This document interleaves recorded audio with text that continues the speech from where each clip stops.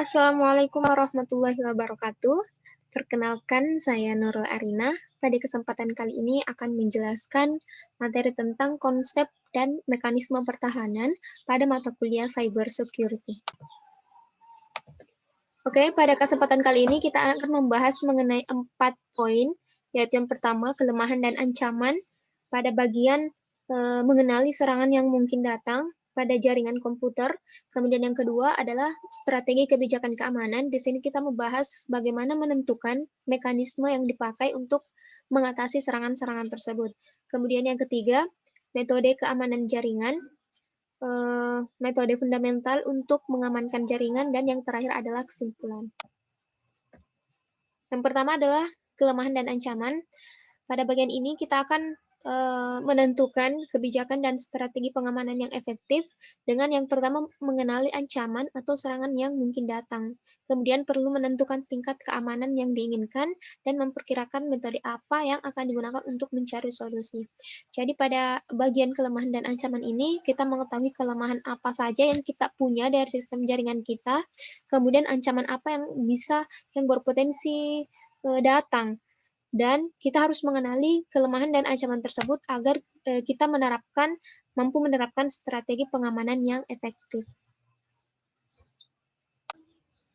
Oke, slide selanjutnya kita harus mengenali dulu apa sih sebenarnya tujuan dari ancaman.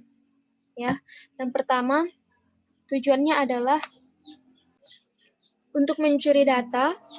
Jadi pelaku hacker atau pelaku kejahatan jaringan tujuannya mengancam adalah untuk mengetahui data yang ada pada suatu jaringan untuk suatu kepentingan dan untuk mendapatkan keuntungan di dalamnya. Kemudian yang kedua, merusak sistem, membuat sistem jaringan menjadi rusak atau tampilan situs web berubah. Jadi tujuan dari sebuah ancaman sebenarnya ada unsur-unsur kejahatan di dalamnya dan untuk kepentingan pribadi. Kemudian, next slide. Setelah kita mengetahui jenis-jenis ancaman dan tujuan dari ancaman tersebut, alangkah baiknya kita mengetahui apa strategi yang perlu dilakukan untuk kebijakan keamanan. Pada materi ini, kita akan membahas mengenai security policy, yang merupakan strategi untuk mengatasi permasalahan. Misalnya, menentukan mekanisme apa yang digunakan untuk melindungi atau memperbaiki jaringan. Next. Slide selanjutnya adalah hal pokok dalam strategi keamanan. Ada 4, yaitu yang pertama, kajian tentang langkah keamanan yang diambil dikaitkan dengan faktor teknis dan tinjauan hukum. Jadi, ketika kita mengambil sebuah strategi keamanan, jadi hal pokok dalam strategi keamanan, yaitu yang pertama kita harus mencari tahu tentang langkah keamanan yang diambil, kemudian dikaitkan dengan faktor teknis dan tinjauan hukum. Kemudian selanjutnya adalah perumusan perencanaan pemanfaatan teknologi dan perkiraan biaya infrastruktur. Maksudnya adalah apakah strategi keamanan kita sesuai dengan biaya, infrastruktur, dan sumber daya yang tersedia. Kemudian yang ketiga adalah analisa resiko yang akan dihadapi. Bagaimana resiko yang akan kita hadapi apabila kita menerapkan strategi keamanan ini. Kemudian yang terakhir, hal ini merupakan petunjuk bagi administrator sistem untuk mengenali sistem, sehingga perlu untuk diperbaiki dan perlu untuk menerapkan strategi keamanan yang efektif. Kemudian slide selanjutnya adalah teknik yang dapat digunakan dalam menerapkan strategi sistem keamanan jaringan komputer, yaitu yang pertama ada autentikasi. Autentikasi di sini adalah kita melakukan autentikasi sistem. Kemudian yang kedua ada enkripsi terhadap sistem untuk penyimpanan dan pengiriman data.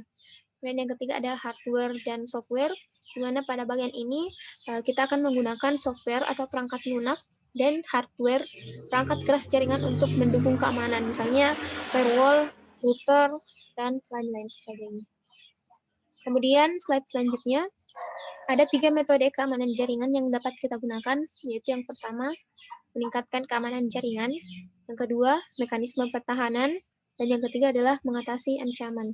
Kita bahas satu persatu. Yang pertama adalah meningkatkan keamanan jaringan.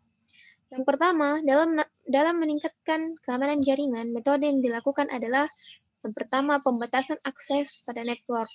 Nah, pembatasan akses pada network ini dapat kita lakukan dengan menggunakan password. Password yang kuat akan memberikan pembatasan akses pada network sehingga keamanan terhadap jaringan, keamanan terhadap data-data dapat kuat.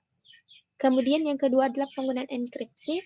Yang ketiga adalah penggunaan digital signature. Digital signature ini adalah sederetan data yang menghubungkan suatu message dengan beberapa sumber informasi. Kemudian, slide selanjutnya adalah mekanisme pertahanan. Ada 4 yang dapat kita lakukan, yaitu yang pertama paket sniffing. Di mana paket sniffing ini adalah metode yang digunakan untuk melakukan analisa paket yang melalui sebuah media jaringan komputer. Kemudian yang kedua adalah signature-based intrusion detection system untuk menilai paket yang dikirimkan, apakah paket yang dikirimkan tersebut berbahaya atau tidak. Kemudian yang ketiga ada paket fingerprint, di mana pada metode ini kita menggunakannya untuk mengetahui peralatan apa saja yang ada dalam mengakses sebuah jaringan komputer. Kemudian yang keempat ada port scanning. Pada bagian ini kita mengetahui port apa saja yang terbuka. Kemudian, metode selanjutnya ada mengatasi ancaman. Saya membaginya dalam 3 contoh bagian, karena setiap serangan, beda serangan, maka beda pula metode yang digunakan dalam mengatasi ancaman. Yang pertama ada serangan DOS atau DDoS, yaitu Denial of Service dan Distribute Denial of Service. Serangan ini merupakan sebuah metode di mana si klien menyerang pihak server dengan terus-menerus mengirim paket inisiasi sehingga server tidak dapat membuat koneksi. Kemudian serangan yang kedua ada Smurf attack. Smurf attack ini adalah penyerang. Si penyerang akan mengirimkan paket ping permintaan ke suatu host dan merubah alamatnya menjadi alamat IP lain, sehingga host tersebut akan mengirim paket balasan ke alamat IP yang alamat IP perubahan yang telah dirubah oleh si penyerang. Nah, bagaimana langkah pengamanan untuk mengatasi serangan ini? Yaitu microblocks. Ketika ada sebuah host menerima paket inisiasi, maka host akan mengalokasikan memori yang sangat kecil sehingga host tersebut bisa menerima koneksi lebih banyak. Kemudian, contoh mengatasi ancaman yang kedua adalah serangan paket sniffing. Jadi paket sniffing itu adalah sebuah metode serangan dengan cara mendengarkan semua traffic di jaringan, sehingga sebuah host bisa merubah konfigurasi dan memproses semua paket yang dikirimkan oleh host lainnya. Nah, bagaimana cara mengatasi serangan ini? Langkah keamanan yang pertama adalah kita perlu memeriksa apakah ada host di jaringan kita yang sedang dalam mode promiscuous, sehingga dapat melakukan sniffing. Kemudian yang kedua, mempergunakan SSL atau Secure Socket Layer untuk mengamankan HTTP. Ini merupakan metode enkripsi yang dikembangkan untuk memberikan keamanan di internet. SSL ini beroperasi pada layer transport, menciptakan saluran enkripsi yang aman untuk data, dan kemudian SSL menjadi perantara antara pemakai dengan protokol HTTP dan menampilkan HTTPS kepada pemakai. Kemudian contoh yang ketiga adalah IP spoofing. Jadi IP spoofing ini adalah sebuah serangan penyamaran. Dia mengubah alamat asal sebuah paket sehingga dapat melewati perlindungan firewall dan menerima host penerima data. Jadi IP spoofing ini adalah salah satu serangan yang sangat bahaya karena dia menipu host dengan mengubah alamat asal sebuah paket. Nah, salah satu bentuk serangan yang memanfaatkan metode IP spoofing adalah man-in-the-middle attack. Pada serangan ini, penyerangan akan berperan sebagai orang di tengah antara dua pihak yang sedang berkomunikasi dan mengganti pesannya. Nah, bagaimana cara mengatasi serangan ini? Kita perlu membuat keamanan dengan menerapkan langkah-langkah seperti berikut, yaitu SSH mendukung autentikasi terhadap remote host sehingga meminimalkan spoofing. SSH menyediakan VPN. SSH memakai public key cryptography untuk mengenkripsi komunikasi antara dua host sehingga si penyerang tersebut tidak dapat mengetahui dan tidak dapat mengubah atau si penyerang akan mengalami kesulitan dalam mengubah data-data atau mengubah pesan sebelum pesan tersebut sampai kepada alamat tujuannya. Demikianlah presentasi cybersecurity pada bagian sistem pertahanan keamanan.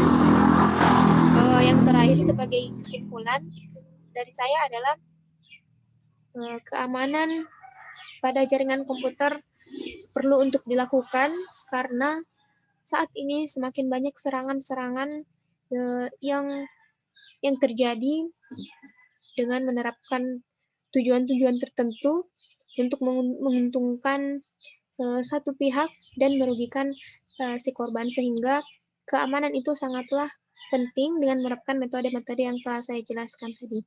Sekian dari saya, mohon maaf atas segala kekurangan. Assalamualaikum warahmatullahi wabarakatuh.